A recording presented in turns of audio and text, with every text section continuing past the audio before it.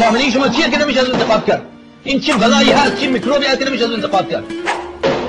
خامنه ای را انتقاد کردین. چی کفریت خامنه ای؟ این چه بلایی هست؟ این دامادش بود آقای تهرانی، خودت میدونی این آقای خمینی آقای خامنه ای را برای امامت جمعه تهران نصب کرد. آقای تهرانی نامش موجوده، تمام عالم میدونه، علما میدونه، نامه نوشت که تو آقای خمینی شما این شخص را که امام جمعه تهران نصب کردید این لواط داده.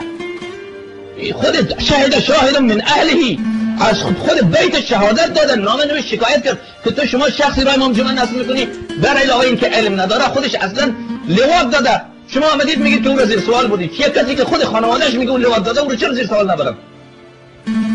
آقا این خانواده بعض حسادت ها از قدیم، حسادت ها از قدیم استادش بود آقای تهرانی. من نمیگم آقای تهرانی خوبه، استادش هست. خامنه ای تا حالا رد نکرده، خامنه ای هم اون نامه را رد نکرده تا حالا. بفرمایید. کسی که خود خانوادهش میگه این لواط داده او را آوردید رهبر میگه نمیتونید اون بر این انتقاد بکنید. چیه که من نمیتونم بر انتقاد بکنم؟ ما در حوزه علمی خود بر شیخ مرتضی انصاری انتقاد میکنیم، بر آخوند انتقاد میکنیم، بر شهید اول انتقاد میکنیم. همه این خامنه ای این که سواد که نداره، هیچ بلد